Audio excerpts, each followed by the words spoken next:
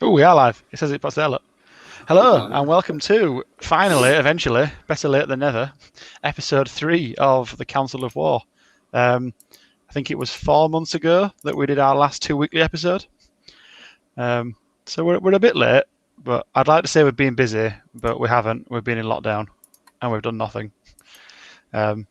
So we have me, Elliot Morrish, we have Adam Padlett, and despite what the box looks like, we do have Todd Robinson.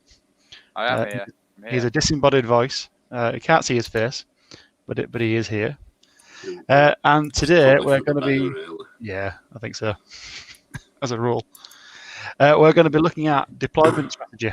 I think Kings of War is one of those games where, not so much as the other game, where you could very much win the game in the deployment phase, but it's still an absolutely huge part of the game. And you can set yourself up with a massive advantage from the very start. I don't know if you two agree that you can't win a game in the deployment phase like you could in Warhammer. You definitely can. I've definitely won games on deployment before in Kings, but it's very, very... It's not as... It depends what scenario your list and your opponent list.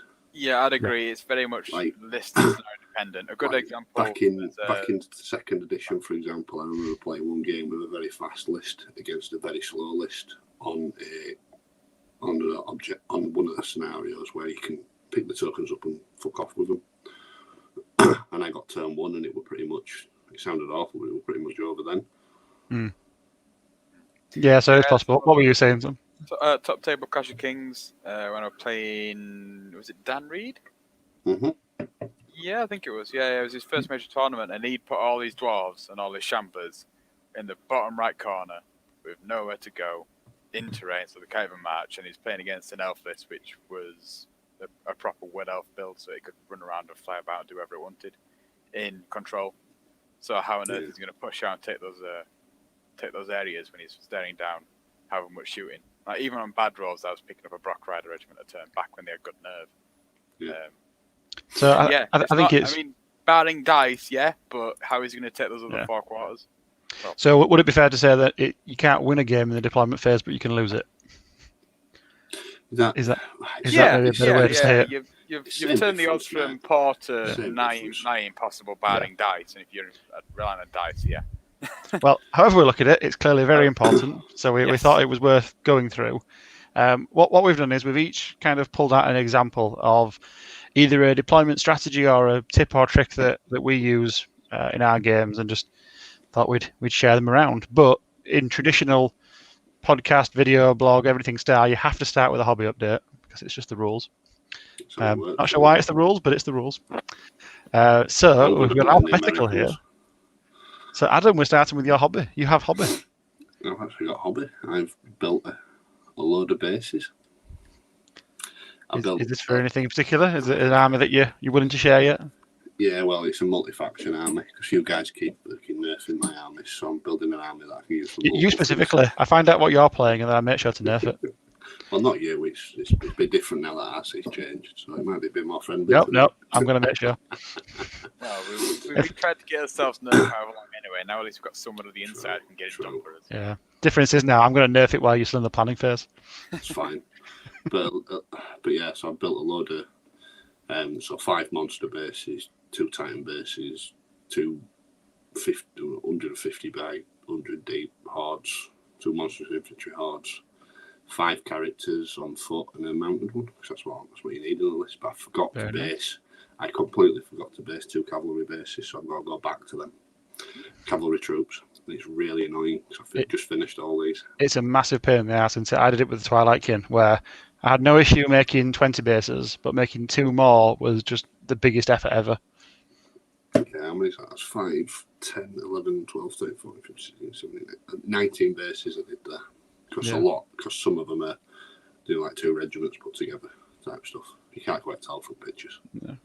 I really like the idea of this multi-use army in general, really. I'm one of these people that changes lists a lot, changes army a lot, so it's nice to have just a few things that can be just sort of generically used as generic large infantry, generic cavalry, Yeah, I'm not going to be taking piss with it and using them as orcs one day, and then ogres next, and then the things I'm using them for across different armies does make sense when you see the models. I feel like I didn't do it to save money. I did it just for convenience more than else. But I feel like it's probably cost me like the equivalent of 2.5 armies. Yeah, I've seen the models and they're very nice. Yeah, and I went a bit overboard with my Titans because they're all War Machine hordes. Yeah. So you're not saving money. No. Not with Warmer Horde stuff.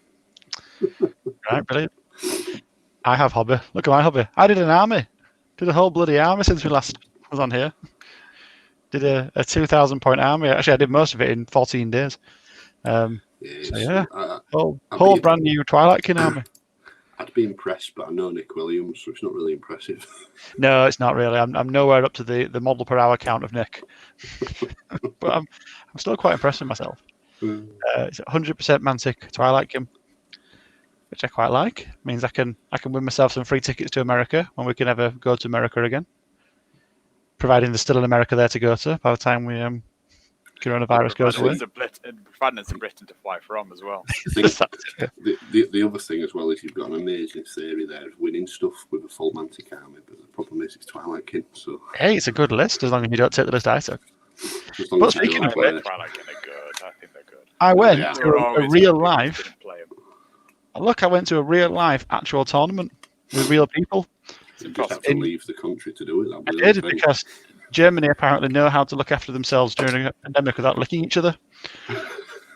So I went to Cologne and I had an absolutely fantastic time. They were really, really well looked after. A brilliant tournament, and I came third. Way.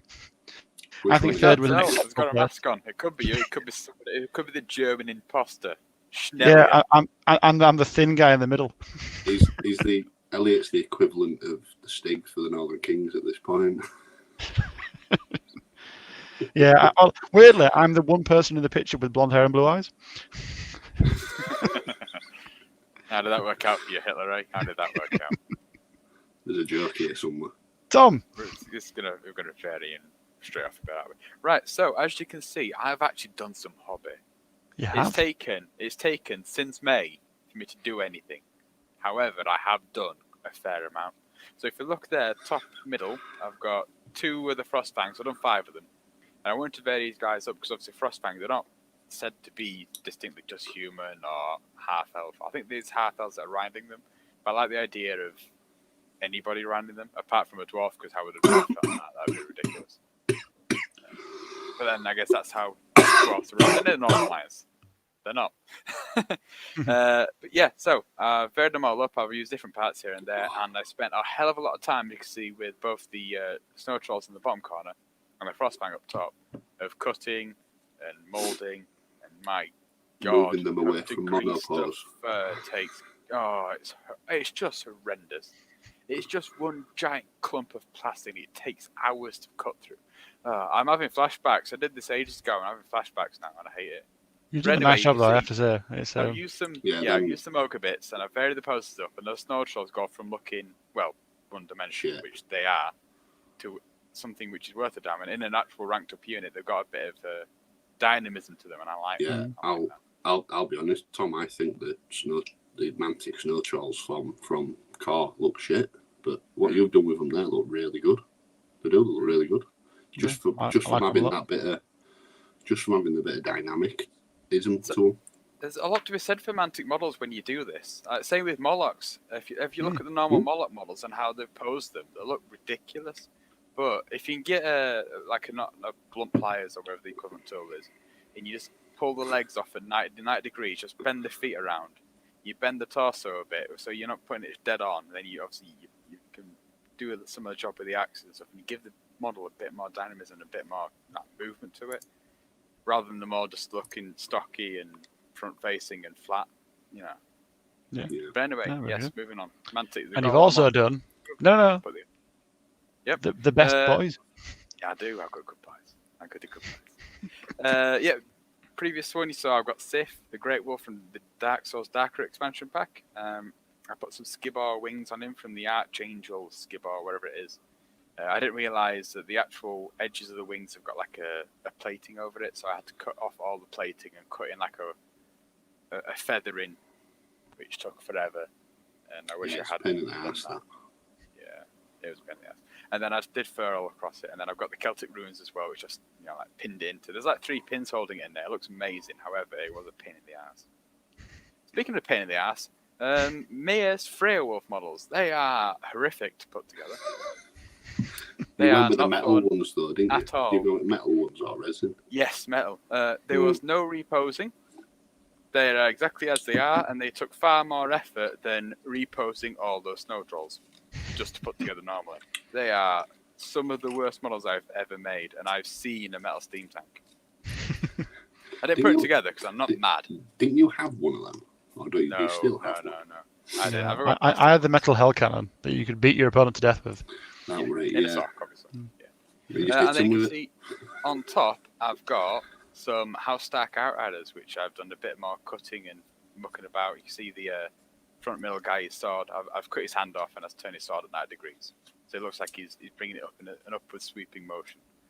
I've got the Demigriff halberds on there. I've done the same thing with the guy at the back. Just to give him a bit more dynamism. That's my favourite part of the hobby, really. I don't care for painting. I'm the same. I love the conversions. Yeah, but this kind of stuff where you can just take 2 different units, just smash them together, and then create something as dynamic as this. It's just, that's what I'm all about. But you see, Mantic, look how cool that looks. We want that. We looks want that without the effort. Yeah, we want non-monopose models, like Ian says. But proper arrows, I'd put arrows like a wolfhound dog, aren't there, rather than actual wolves. So these do look cool, but a bit more doggy would be cool as well, if you could. A bit more doggy. Everyone likes a bit more doggy. Yeah. Exactly. I mean, I know you do in other armies. You could always incorporate these into it and then have them in other armies because everybody loves Honor Guard. Honor Guard are probably the coolest of large cav, honest. Yeah. Yep. Definitely. I'm not biased. Anyway.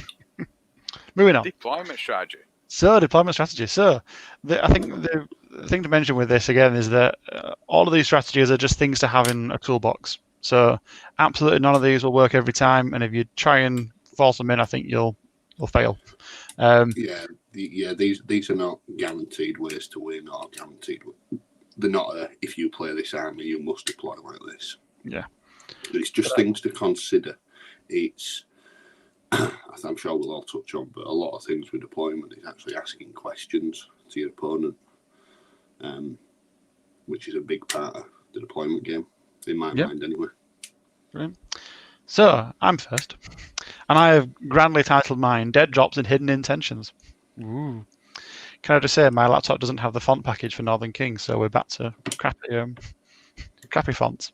Yeah, we have his own font package because we're cool.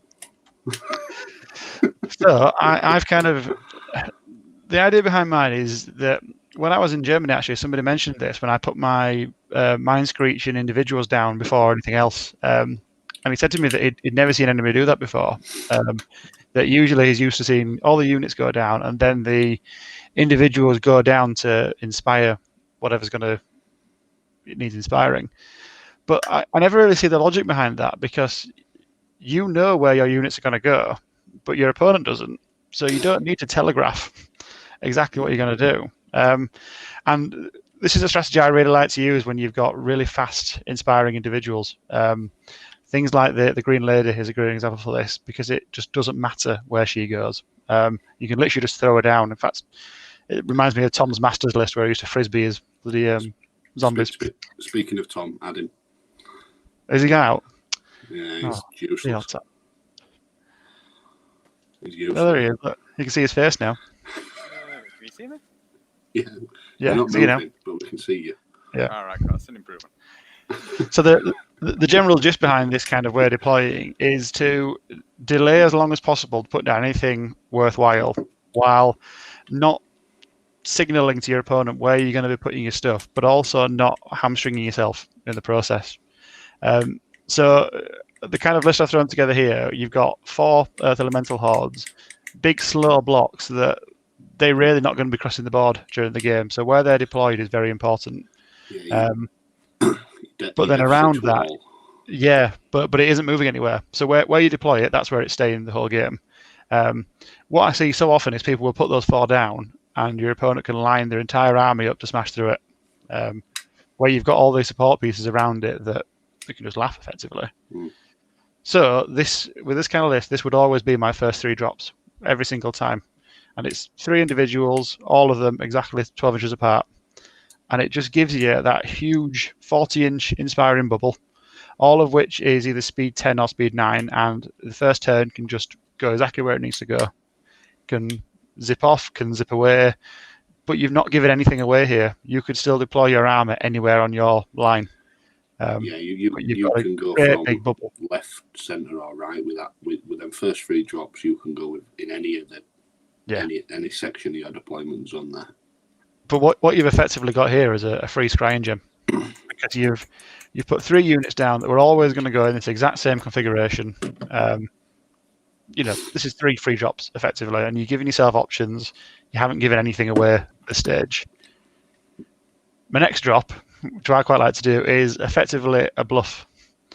So by putting your last druid out on the right flank, you're saying something is going to go here, because you've got that height 10 impassable on the bottom right.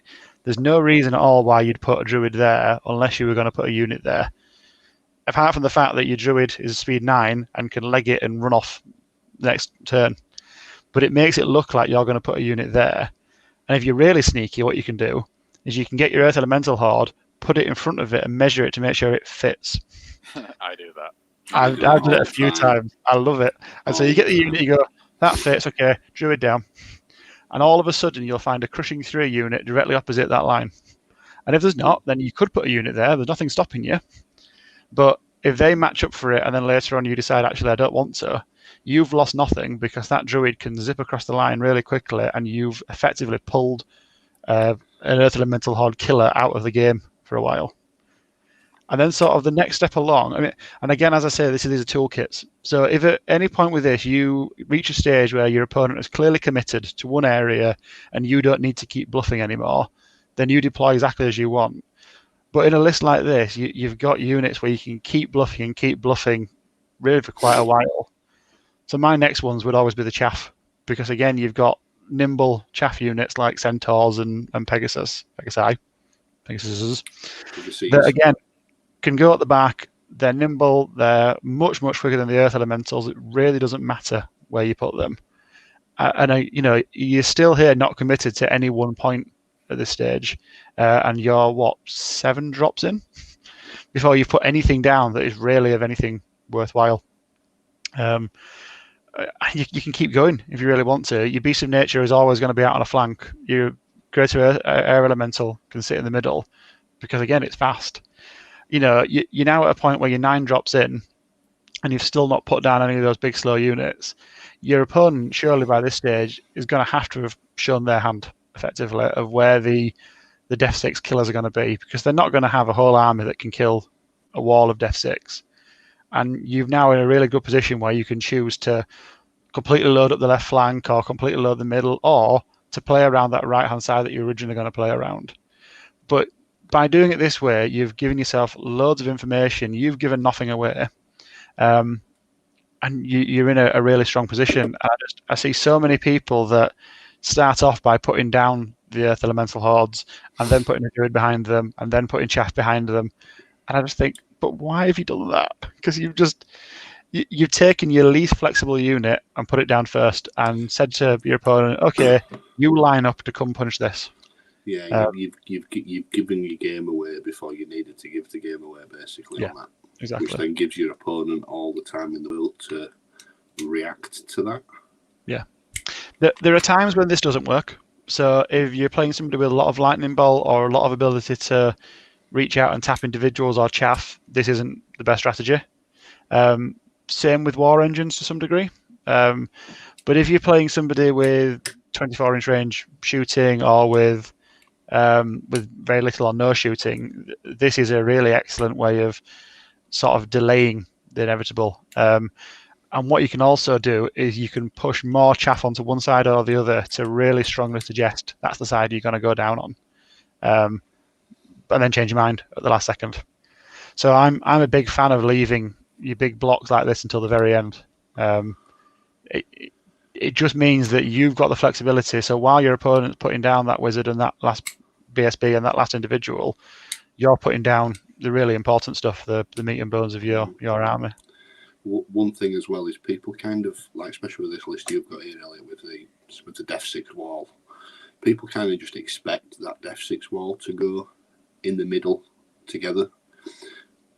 The fact that you're leaving it until last makes your opponent second guess themselves, and if they're deploying in a certain way that's going to predict that, you can counter deploy against it with your blocks by going 2 on left, 2 on right to give a bit of counterplay to make people split, which then makes it even harder to kill Def 6. Yeah, absolutely.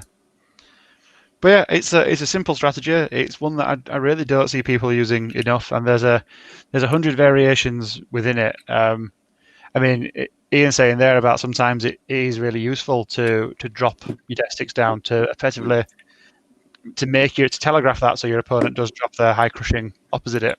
Yeah, it's almost the exact opposite of the strategy. And as I was saying, that this is just one way you can do it, and this is the sort of way I would. This is how I would play it if I'm not sure how my opponent's going to deploy, and I want to wait to the very end to give away how I'm going to go. The only time what Ian's saying there in chat by saying he's using it to fish out basically is you could quite easily use even adapt from this slightly by dropping one of your Def 6 units to try and say if they've only got one crushing 3 unit, your opponent, you could just put that one Def 6 unit out to try and force that deployment. What you can also do in terms of the bluff is you can line up your 4 elemental hordes, making sure they all fit. Put one of them down.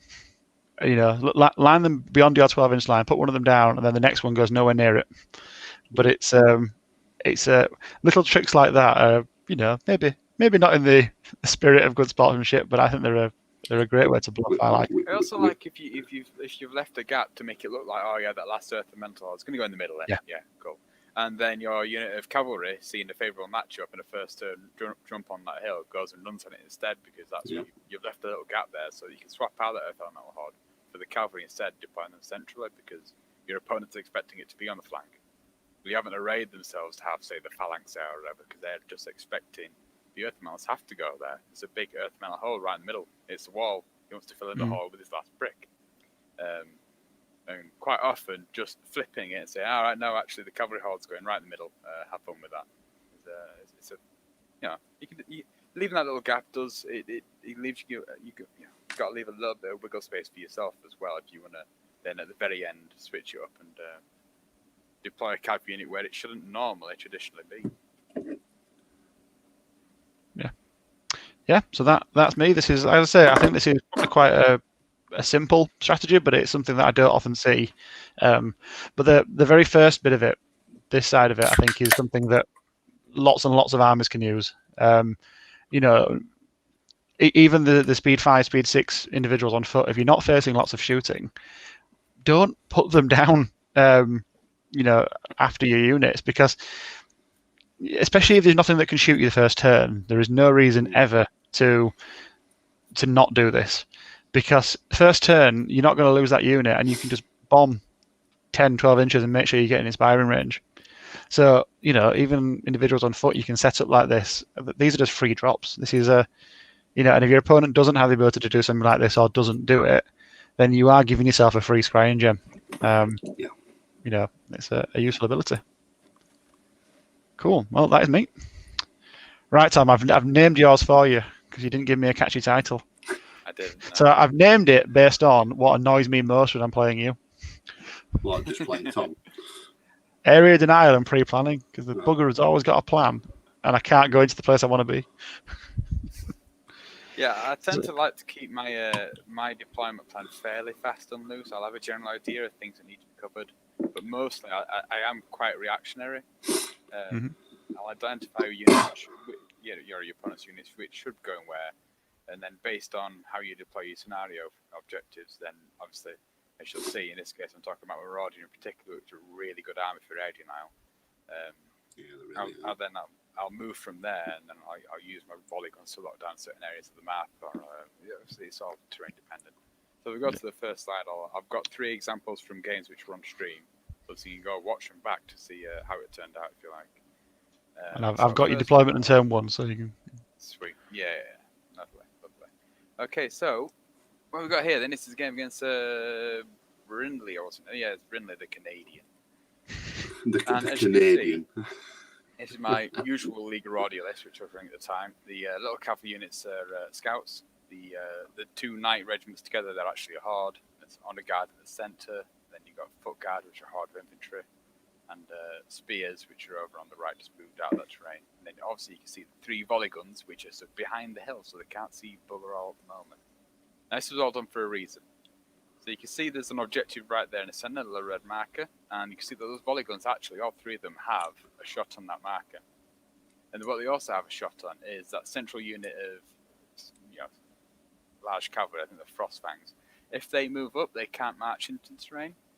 They think they're safe, but however, if he does move up towards the terrain in order to block my knights from doing the exact same thing to him, they're all in range of my volley guns. And Frostfang do not like getting shot because they're defense 5, 15, 17, which is actually quite crap. Yep. Even in cover, they don't like it. Even in cover. Well, actually, 2 of them wouldn't have got cover as well, which is why they were there. But the idea is, if I get turn 1, I can jump on that hill, and then I've got a nice commanding viewpoint. He's got 2 flying individuals, which are a really good counter to this kind of thing. I can't get away from them, but I do have like 18 lightning bolts, so I'll get one of them before they go down. So that was the idea. Use the volley guns as a bit of bait to pull them individuals out, so I'm not harassing on my unit strength 1 guys, my scouts, my Pegasus, wizards, all that kind of stuff. Which did work. I think the game did not go to plan. It went back towards the plan at the end.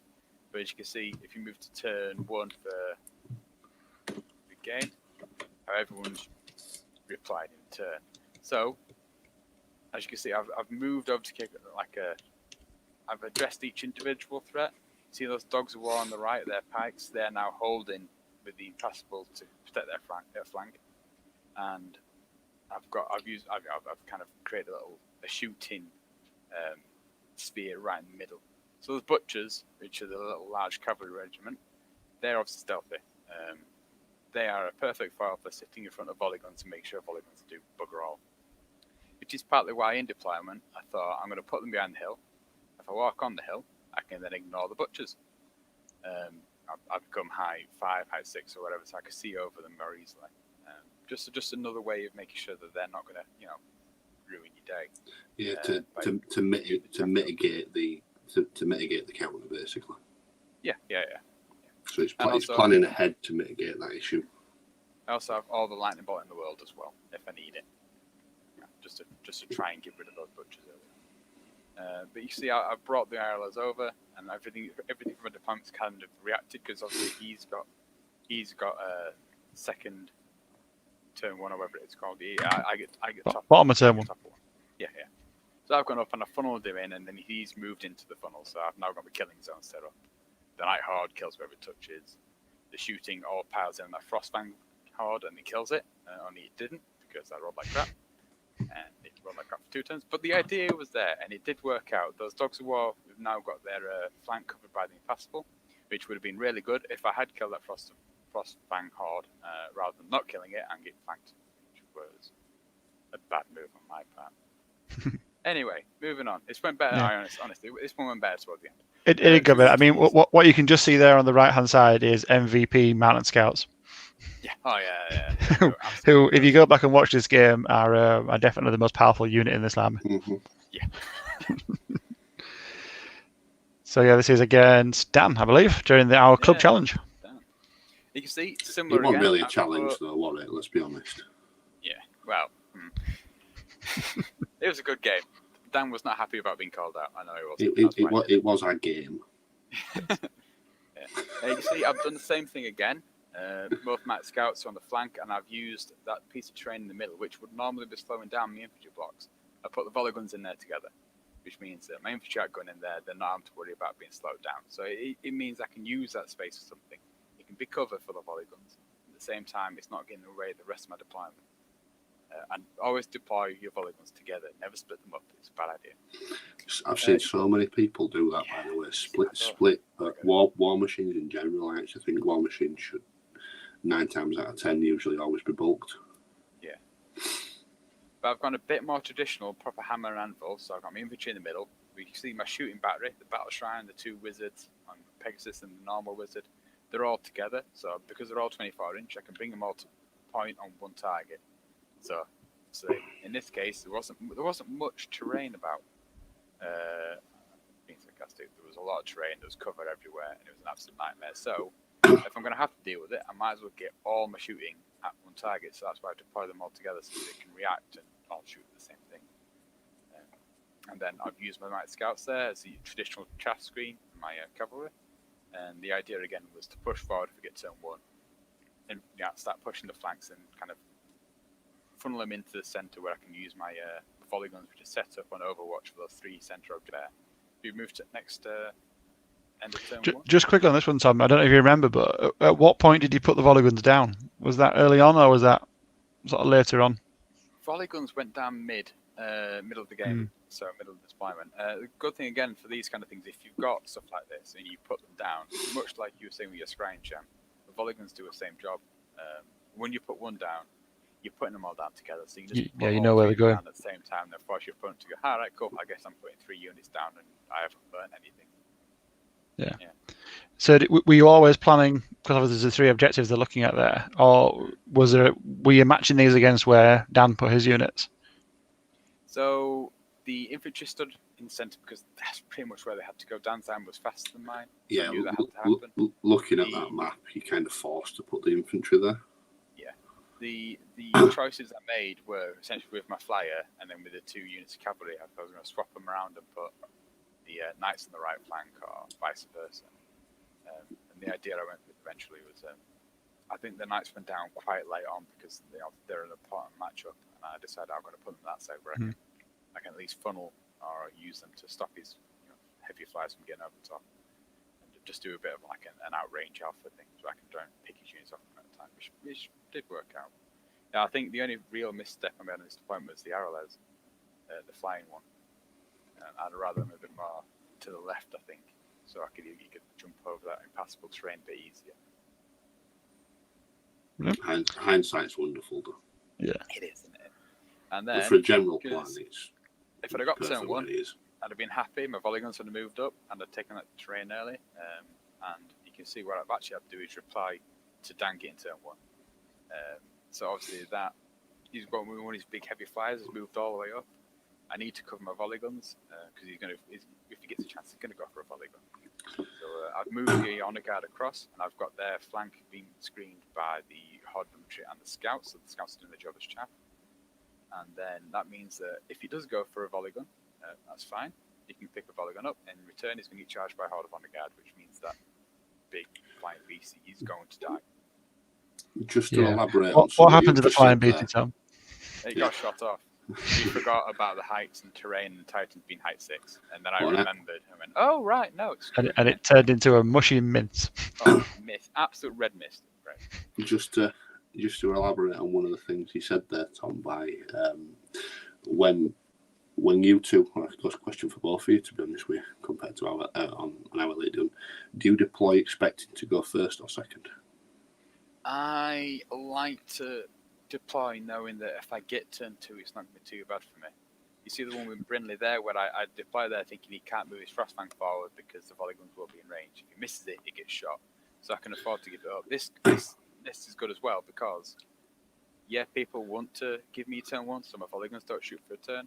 But I've got 18 lightning bolts and I've got a horde of knights which can be in the middle of the board threatening. Yeah, it's just something I've heard a lot of people say on Fanatics or various other forums are available.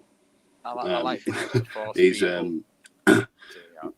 the big thing I've heard is, if I hadn't got turn 1, it'd have been different. Well, it's like, well, you shouldn't have been planning to get turn 1. You should have been planning to. I'd love to tell you that I always plan to not get turn 1, but that'd be a lie because usually I forget and just forget that there's a possibility I won't get it, and then scramble like mad to make up for all of my plans in my mind. Assume I was getting turn 1.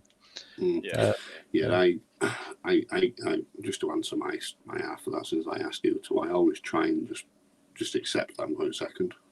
Yeah, that's what you should do. That's the better idea. It's like I I just like to force myself to have my opponent to have a bad decision about it, like vanguarding flying individuals who are amazing for that. Because all right, cool. If you don't take turn 1, I'm going to charge you. And actually, I quite like turn 2. I suppose And if that's I get a turn 1, different. amazing. Yeah, I suppose that's a different topic actually, but usually you always want to go first. But sometimes you can actually design your list to force your opponent to pick going first. Yeah. Or force your opponent to pick going second. But anyway, that's Yeah, I think there's a whole thing there. Quick question from Mark around deploying of war engines, and he said, would deploying them together be different for long range and direct war engines? Sort of throwing my 2 cents in there first is that I would still always clump them together, because I think war engines work best when you can fire all 3 at one target. And even though there's the risk that if a war engine hunter gets into them, you're going to lose all of them. You're going to lose all of them over 3 turns at a very minimum. Usually longer. Yeah. Actually, it's amazing how often one of them doesn't die to one of these 5 attack individuals.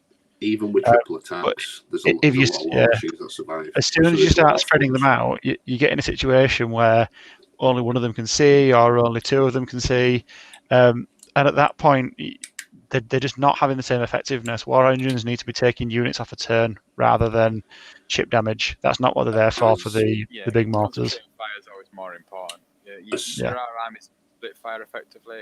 Hadley's old Goblin Splitter army could do that. But in this case, with war engines, you want them all piling on the same time because usually they're attacking your high defense valuable units. So they need to make sure it's strong. A big thing as well is when people do split them. Like look at this board, for example. If someone had 3 war engines and they were playing at the top or bottom and they had 1 to left, 1 to middle, 1 to right, you can actually deploy on move to stop shots or to force them to split shots, which is really hindering the damage output for war machines. Whereas I think 99 times out of 100, you should always put them together. I've split them before. The other issue with splitting them, of course, is if you split them, then you've got to play around the sight lines as well. So if you're blocking yourself, it's much easier if you've only got to keep one sight line open because all 3 are next to each other, so they've only got one path they've got to see down. But if you split them, you've got to keep 3 lanes open. And all of a sudden, you're hamstringing yourself just to keep your own war engines going. Wasting time checking 3 lanes for several turns. Yeah. And an example of why you would split war machines, in my experience, for something I've done in the past, is I was trying to force my opponent to drop his dragon. So I put a war machine down on the left for argument's sake, which then forced him to put his dragon on the right. And then I put my other war machines on the right to counter that. I was trying to force that question. But that was because it was a unique situation with the board map and everything. So it's definitely an option. But I think, as I said, 99 times out of 100, you're better off just putting them as a group. Yeah. Anyway, Tom, your last. The last little one. Again, you can see, I mean, these are all 3 illustrating how I tend to do a similar thing with the polygon. So you see they're in there, in the terrain again. So I don't have to worry about Pathfinder or Strider. They're overlooking 2 objectives. At a push 3 and 4 if they move forward, and then at the same time again those 3 Pegasus wizards, they can all jump forward and pile the line of into the same target. The battle shrine can turn and move forward while giving the rallying to the polygons if they need it. And as usual, I usually got 1 central unit of infantry, and then this time I also did I'm going to put the infantry in the middle, and then I kind of jinxed them out and threw the Night Horde in the centre instead. So I'd left the space for the Dogs War Horde. It made sense that they were going to go in the middle because it's a horde of pikes. Why would they not be in the middle? And then I went, actually, Night Hordes go in there because they're going to chew through everything on that flank without a problem, which is what they did because it's a horde of knights. Whereas the Dogs War aren't going to do that. They'll hold the ground, but I needed to be able to pick up infantry regiments a turn, and a Night Horde is the only thing that's doing that reliably. So yeah, it's another little case like you were talking about earlier where you psych them out, you're thinking, right, so the 2 infantry have to go in the middle. That means the 2 cavalry's can go on the flank. And then I've switched out and went, actually, no, the big horde of cavalry, they're going in the middle, they're going for your infantry, you've got nothing to stop me. And at the same time, if the honor guard need to, which is what they were in the place for, they can turn to the left and then they can cover the volley guns. Because quite often I like using the volley guns as the trap. Your opponent will deploy their flyers, their fast-moving stuff to go after them. Usually, flyers and fast-moving things which can kill volley guns are very expensive. That's the point where you honor guard to pick up.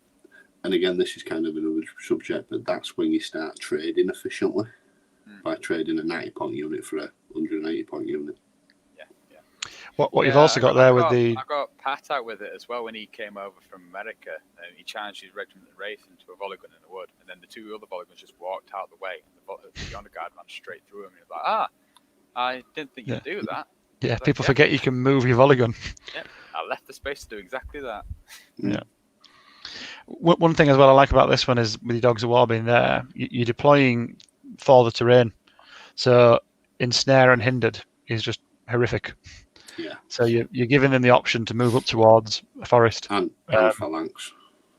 And phalanx, although they're facing down like a palace guard, so it's less of an issue. True. But the right side of the board is effectively covering the flank, and the honor guard will do the same job anyway. And I wanted the honor guard a little bit central, so for later objective purposes, they can reach the center of the board, whereas from the right flank, they have to maneuver around the Dogs of War. Brilliant. So yeah, I think part of deployment as well is obviously you're looking for your turn 4 or 5 and where things need to be at that particular point in time. Yeah. This is everything shuffles. Everything's happened as you'd expect. The impassable on the left is anchored on the flank, and I've created a nice little U shape, and the line of shooting has set itself up, and obviously they started piling the shots in. The three volley guns, they picked up the Yellow High Regiment on the right flank. He charged in with Naeus, and then, as I was saying, the volley guns enacted their trap. He charged into them with an Yellow High Regiment and Naeus, and then I picked both the Yellow High Regiment and Naeus up in exchange for 2 volley guns, which is a really good trade. It's a really, really good trade. The point. Basically, to summarise, Tom's deployment zone was forcing his opponent to sort of like commit heavy to the middle due to the infantry hordes, the cav horde. All his meaty units were in the middle, basically, so he only had really chaffy bits on the outside. So it's forced his opponent to put his combat units there. So Tom's been able to do that and use terrain to an advantage with impassable, and his shooting advantage to a strange thing, shooting advantage in 3rd edition, but go on, shooting advantage to his to his advantage, and take and force that. He's asked a big question on, can you deal with this in these terrain circumstances? And the answer is definitely no, you can't. Yeah. The question I was asking there is, do you think you can survive that amount of shooting even in terrain for 5 turns to take those 2 objectives? The answer is no, so you're going to have to come at me, aren't you? Yeah. Moral of the story is, don't put a bloody forest in the deployment zone. The 3 all volley guns to sit in. You got to put terrain somewhere, haven't you? You have to.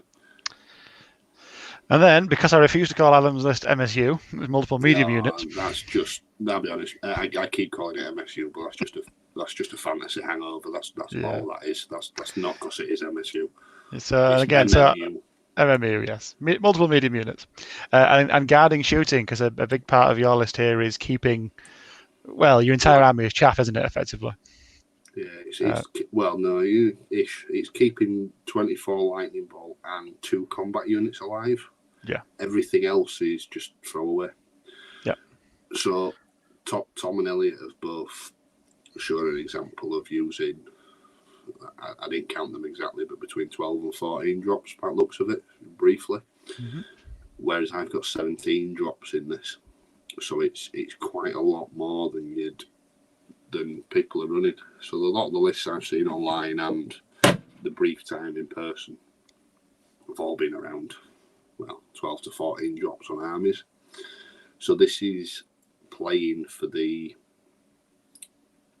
we all know that Ian plays MSU, but he plays with frogs, so it doesn't really count, does it?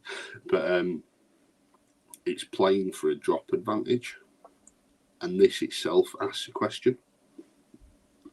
So this list I've got here has got 2 regiments of scarecrows, 2 hordes of scarecrows, a phantom, which are along the top.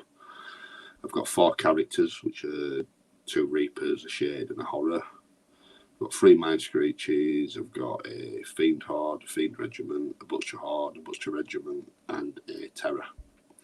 So there's a lot of stuff there, but nothing really by itself is amazing in that list. No. Just looking at it, if you look at every single unit by itself, you're like, well, they're all right, but nothing's, oh my god, it's RevCav good, or it's whatever.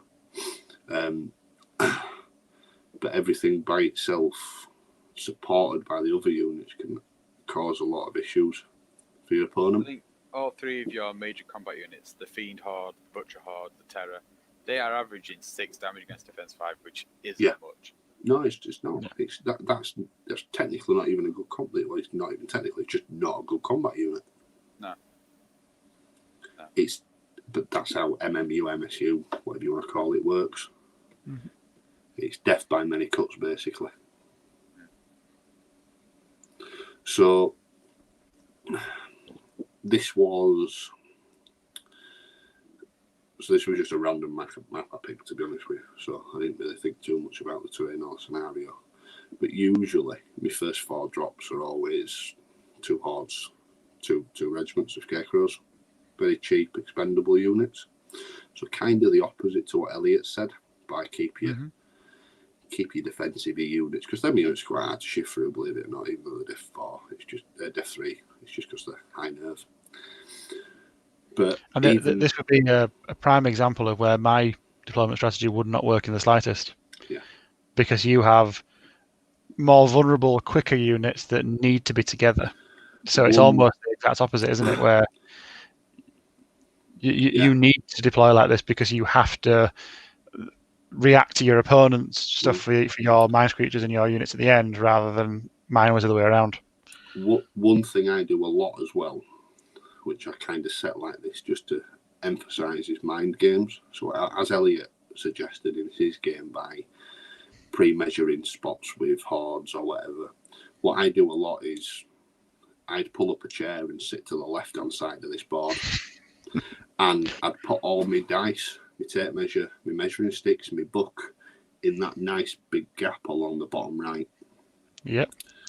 It's amazing how much that stuff works, isn't it? It's great. You know I do this, because I do this every game against you, and you still look at me and go, is he playing me here or not? So I know you're playing this. I just ignore you now. All my stuff there, and then people just think, oh, he's going to play in the left-hand side of the board. So I've got 4 drops down now, with probably a 4 drop advantage to most people. And then if you go to the next page... Yeah, so you're basically starting this point on equal footing, aren't you? You've got 2 hordes and 2 regiments down, and now you're at the same number of drops as your opponent.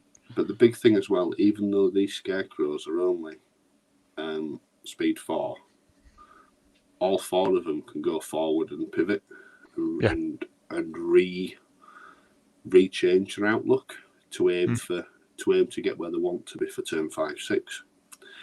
And then usually I always drop all my characters, so another 4 drops on characters that I usually always sat middleish, because 2 of them are speed 6 combat units, so I can relocate 12 if needed. They're not relevant for the first 3 turns anyway. They are not relevant for 3 turns, so I've got 36 inches of movement to play around with. There's a wizard with lightning bolt speed 6 in this, so it doesn't matter where he deploys. And I've got a shade, which is an individual with fly, and again, doesn't matter where he deploys.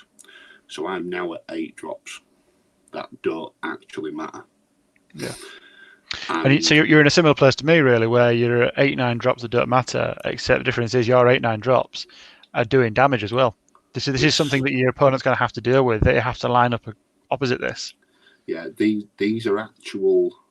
I'm putting enough shit, because it's not good shit, but it's enough shit to roll a lot of dice to force a question. Because if my opponent was setting up towards the right, for example, I can either power on through with a horde and a regiment for scenario purposes, or a horde and a regiment of scarecrows in a flank or something, it's still going to put a few damage on, which is going to tip combats. Yeah, they've got their own little combat groups there with the horde and then the regiment that can sit on the flank. And then Yes, on the flank that's something that Nick Williams does a lot. I'll give him credit for this. He does very well, I don't know if he deserves credit every now and again, but we'll give him it. It's the old Empire detachment kind of thing, isn't it? No, we're going to call it the old Nick Williams Abyssal type thing. We're going to give him some credit. It's a very catchy name. Carry on. You're right. He used to run. He ran the Lower Abyssal Hordes, didn't he, as well? And the so what the plan with this is you have a horde and a regiment, and you see how my regiments are quite far away from my horde. What that means is if anyone charges into the horde or the regiment, 9 times out of 100, it's going to be the horde they're going to charge. It gives my regiment a free flank charge because there's not a lot in the game that can one-shot. Well, there's not a lot in the game that I should be allowing to one-shot a Scarecrow horde. And people aren't going to dedicate 4 proper units to deal with 4 Scarecrow units. Correct. If they are, you're winning the move and face somebody else. So who cares? If I drop the 4 Scarecrows and the 4 heroes, and I get an Honor Guard horde or anything really, Soul Reaver infantry, list is endless. If I get anything relevant down, I'm massively up on the deployment mind games, and I always have 2 sort of like semi-chaff units in my list. I never run more than 2 dedicated chaff units. So I've got a Phantom unit, which I always deploy behind my lines, and a Butcher regiment, which I always deploy behind my lines. So I'm now at 10 drops before anything even remotely important has been dropped. Nothing that I've dropped at this point is game-changing for my opponent. But I've still got 2 combat hordes, a combat monster, 18 lightning bolt, and a little can be used as a semi-combat unit or chaff to deploy next. So usually at this point I've got, because as I've just said, the average drop list is going to be between 12 and 14. So my opponent's probably only got 3 to 4 units left at this point to drop down, so I can accurately predict where things are going to go. It's all the important stuff. Yeah, so I can either just throw all my Mind Screeches down where they need to be, and then I've got a massive advantage with a combat deployment from me 2 hordes and monster, or I can start putting the fiend regiment and a horde of butchers down, or a horde of fiends down, to get the rest of the drops down to get my lightning bolt where I need it to be. And what's really powerful at this stage is that, of course, your opponent's also 9 drops in, and so you know exactly what you're lining up against at this point, unless they're also pulling something like this in some trick. So you've put down this stuff that it doesn't really matter. You've got so many options left here still, but you're now working on much better information than you were when you started, which is kind of what we're missing here by just deploying one-sided. But it's so powerful that if you know that your opponent is clumping up opposite your lines, well, actually now you put your fiend hordes and your stuff on the right flank. Yeah, because if you actually look at this board, drawing attention over there. Yeah, because if you actually look at this board now, both fiend units and the terror could go on the left, they could go on the right, or they could actually go behind me line as a second wave. You can't accurately predict where they're going to go. And if you commit heavily to say them going on the right, thinking they're going to go on the right, because I most likely outdrop you, I can stick them on left and make more of a difference, and have one of your units isolated for 4 turns. You can also start doing stuff like measuring that gap between the wall on the right and the impassable on Correct. to see if your fiends will fit. Correct. Yeah. I really can't get over how powerful things like that are. Doesn't work as well on UB. You can still do it. You can't do it. Yeah, this is in real life games. This obviously. It does work a bit on UB. You can drag a unit and then go right. Okay, put it back. Yeah, but I can't put me I can't put your dice down, measuring dice in the bottom right of this page and sit at the left-hand side of the table with my beer sat there and get really comfy in my chair. That doesn't happen. Yeah, but, I think they're all very valid strategies. But the big thing I'm going to say, the one big thing I'm going to say with this style list, this may be me as well. I always aim for 1.5 minute deployment for the entire thing on clock. Yeah, you've got a lot of drops 90 there, seconds. When they start going down, the set areas where they're going to go down, it's not going to cost you time. Yeah. I aim for 90 seconds and I usually get it in about 60. Well, especially with a list like this, your first 10 drops are decided for you, aren't Pre-deployed, yeah. Pre-deployed. Yeah. And your important drops are the ones you can take your time over, can't you, at that stage? Yeah. And by playing quick, that's another mind game for your opponent. Because I've actually done games before where I've done a deployment in about 60 seconds and my opponent's done about 10 minutes deployment because he didn't have a fucking clue what was going on. Mm. Yeah, it is very powerful to say, right, they've just finished their turn and then you've just started moving all your stuff already.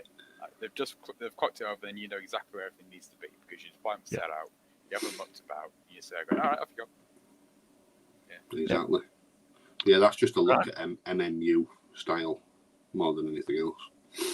Yeah, brilliant, thank you. So I'm going to move us on. We're going to go over to the wonderfully named Royal Council. Ooh.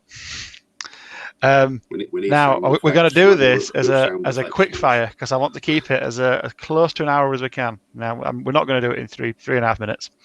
But if we sort of keep these to sort of quick fire answers, these are I very last minute put out a plea today on Fanatics for any questions around deployment, and we got quite a few in. So we can fire through these. So I've put Mod and Nick down here because they both asked a very similar question. What's your take on counter deploying versus deploying in battle groups, regardless of where your opponent deploys? I don't tend to deploy in battle groups. My stuff tends to be reactive.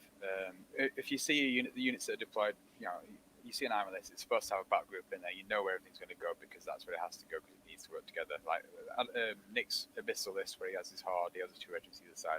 That's where he does every game. I know where everything's going to go there. I don't tend to play it like that. I play a lot fast and loose. Well, fast and loose. I'm thinking 4 turns ahead, but things need to be in particular places at the start of deployment for that. And quite often a battle group gets in its own way for me. I mean, I agree. I put my units into battle groups in my mind, but I think it's a trap to think that they have to stay within them. So by all means, build them thinking that, okay, this is powerful together and this is some synergy or this works together. But I would almost use that more as a bluff. Again, if you want to deploy your battle groups and put your units ready in groups, brilliant. But don't just think because you've put your knights down there, you have to have your mounted Sanderberry behind them and you have to have your chaff with them.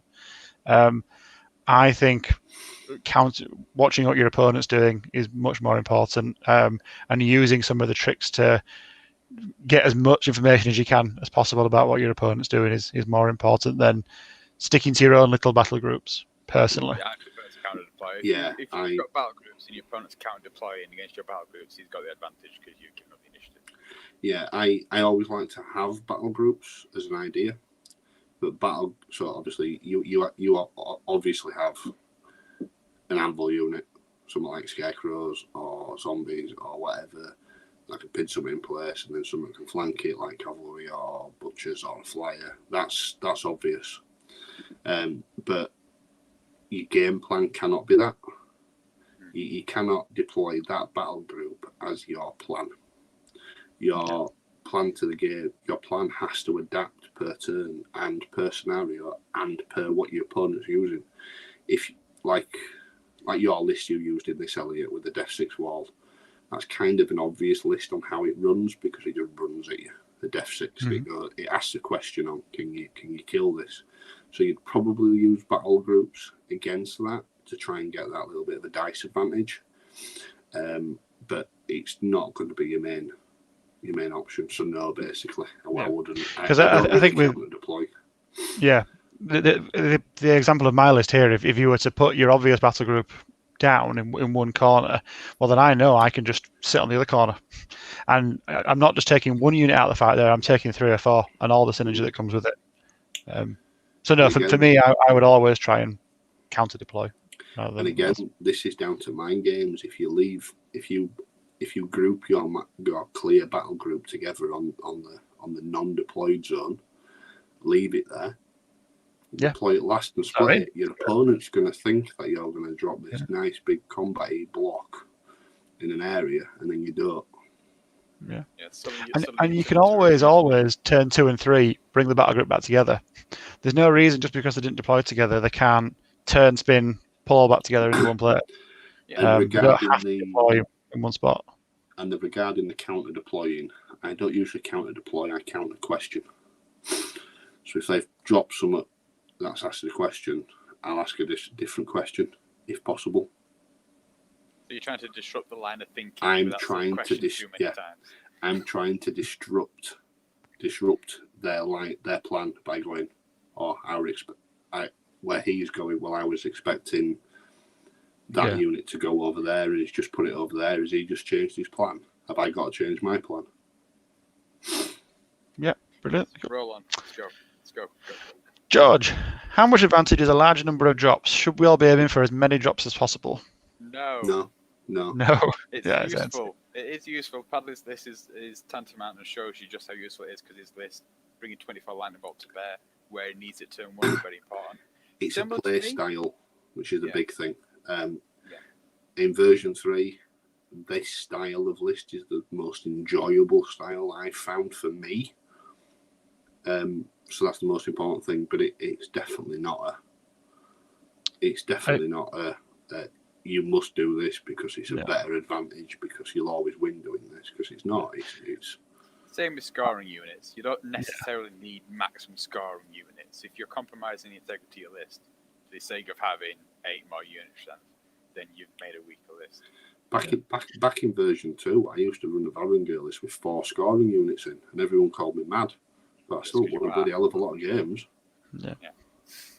I mean, like I said, there is a point, I think, where having too few drops can become an issue. I've been running quite a few Order of the Green Lady lists with 9 drops. Every one of those units is very good and very, very killy, but you're having to accept the fact that you're almost always losing the deployment game there. There is no strategy you can do with 9 drops where your opponent isn't going to have perfect information, and you've just got to accept that. I think your list design is around being able to bomb burst away from wherever you were. And that's exactly the thing with that one. It's all fast. It's all quick. It doesn't care. Do you guys think you heal the damage back from the shooting advantage your opponent got that turn 1? Exactly. Yeah. Do you guys think there's a nice all-round number of drops for an all-comers list?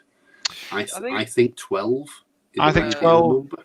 Anything under 12, you need to have some answer to how you're going to deal with the fact you've been out deployed. So, like the Green Lady, where you've got the heal and you've got the speed. I think if you're running it under 12 and you're slow and you don't have heal, I think you're going to really struggle. 12, 15. I think you should. If you're a newer player, having more units is always more useful than having less good ones. I agree. So I think so for this question, it's similar to unit strength. It's useful. It's not worth compromising your list over. Correct. Yeah. You when you design a list, this is a different subject, but when you design a list, you've got to have a strategy. My strategy with my 17 drop list was death by many cuts, basically. Whereas Elliot's 12 drop list was brick wall. And you're not going to get a brick wall with 17 drops. You're just not. Yeah. My list with the amount of scouts, for the same amount of points, I got shield wall regiment. Exact same points. That gives me, for 2 shield wall regiments, another 4 unit strength. And they can do the battle group thing with the infantry hordes. But at the end of the day, those mounted scouts are projecting threat. They're chaffing, they're fast, they're nimble. They're more important. They are more active in my list than those shield wall will ever be. For the sake of getting, more unit strength, or for the sake of dropping them down to a 60-point unit, or like troops of infantry instead. I can get 3 troops of infantry, but what are they going to do that the mounted scouts can't do far better? Yeah. No, I have less of them. But yeah. No, brilliant. Mode again. Is the scrying dread worth taken to mess up your opponent's deployment phase?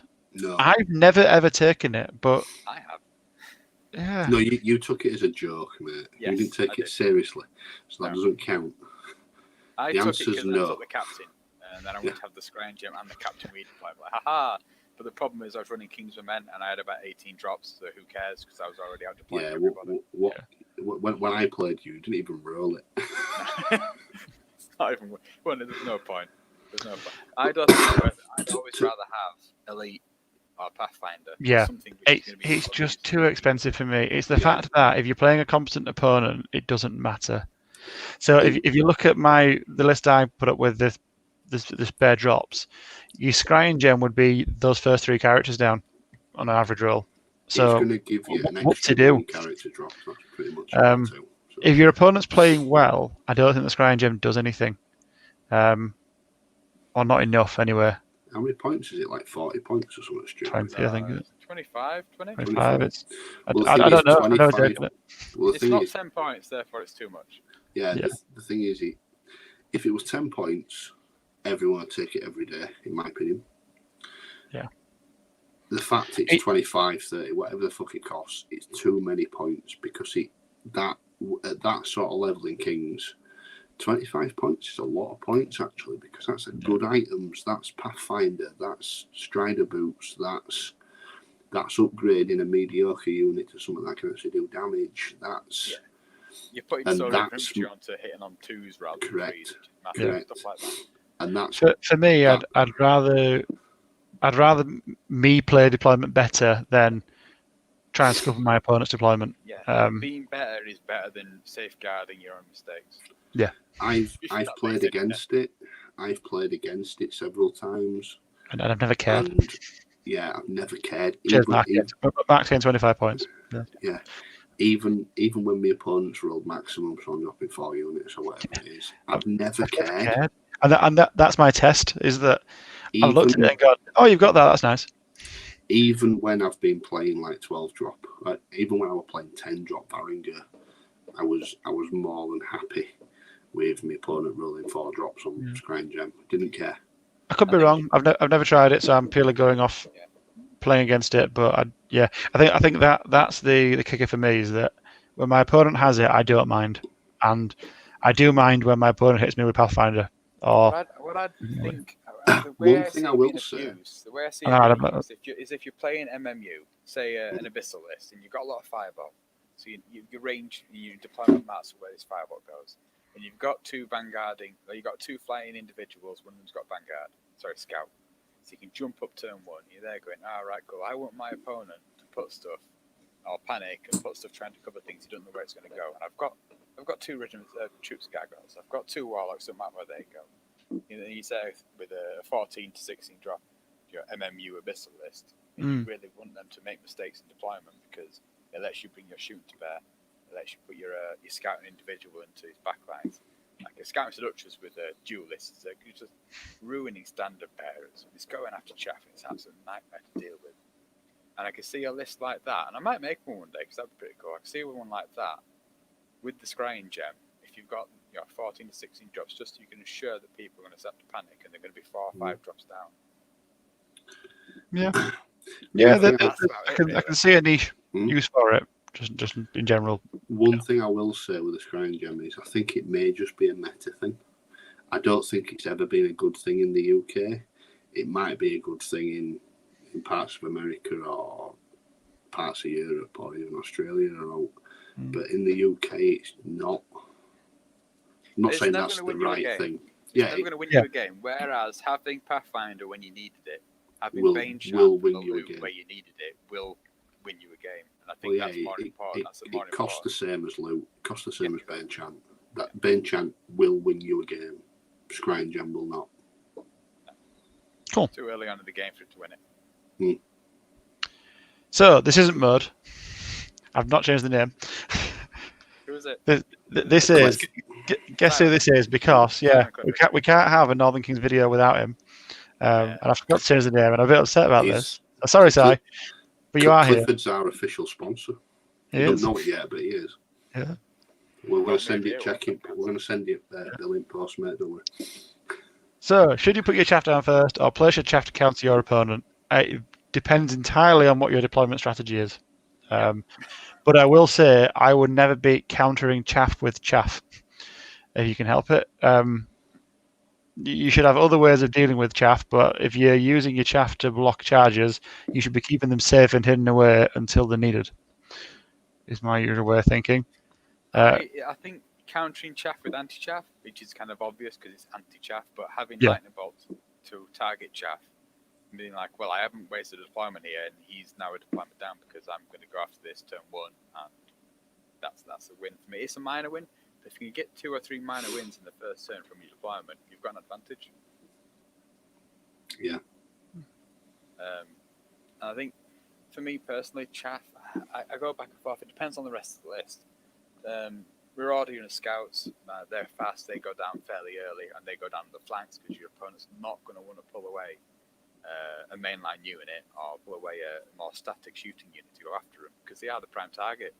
But if your static shooting unit is like a minesweep, it's only 7-inch, which is quick, but it's not a Pegasus. You can sit on a flank and know reliably that it's going to be out for turn 2 or 3, and if the scouts turn around and run away, then the minesweep is doing bugger all. So it depends. Okay. It's one of the ones that completely depends on your list. It depends, yeah. Is the answer there. It depends on your strategy, basically. If you have no other tool to dealing with chaff than your actual chaff, yeah, you will do. But if you've got tools to deal with chaff, you'll probably have your chaff to the side or behind. Yep. Easy as that. Right, and that is us for today. Almost in an hour, kind of. Hour and 11-ish. We've never done one of these in an hour. They've always been an hour. No, but we're getting longer and longer each time. That's what I'm trying to do. Yeah. And we even got we're even 3 members now. We're even still talking shit for too long. So, thank you for watching. If you did watch, hopefully you found something there slightly useful or helpful. We are going to try and get back to these. Yeah, all 2 of you. We are going to try and get back to doing these every fortnight. We probably won't. But, we like to have an ambition. If you will now, to be honest, we will do. Yeah, we've already got topics in mind that we think will be interesting. But if anyone has any ideas or any themes or anything they want us to look at, do give us a shout. We'd rather look at themes rather than particular units. Or do we think X is too good, or do we think Y needs nerfing? Yeah, we're not interested in that. Yeah, we're not interested in is X too good, is Y shit. I'm not interested in that. We're interested about talking tactics. I mean, Tom's too good and needs nerfing, but that's irrelevant. He won't get nerfed though. You're allowed. Yeah. In this way, you buff your own shit. Isn't that how it works? No, this is where I nerf Tom. There is just going to be a rule in there just saying if I'm playing Tom, I get advantages. Is this when he just changes his name by default for 15 quid and he's done? Not Tom. So yes. So I'm going to say the usual rubbish. Please like, share, subscribe, but more importantly, comment, talk to us, tell us what you want from these sort of videos. If it's half interesting, if it's not, tell us, and we'll either change it or we'll go away and cry. It'd be nice to get a load of questions for the next few few ones. So please ask anything you want really. I'll answer any question. I'll put the theme up the next one sort of more in advance, and the questions can be either around the theme or not. But we'll answer anything. There's no such thing as an all shit list, Mark. There is. It's called elves. It is called elves. No, that's not shit. It's boring. Difference. Anyway, and on that note, we shall leave it there. Thank you very much from me, and thank you to the guys. And we shall hopefully see you in a couple of weeks' time. I should reckon 2 more minutes out of this. I did a good job. Bye.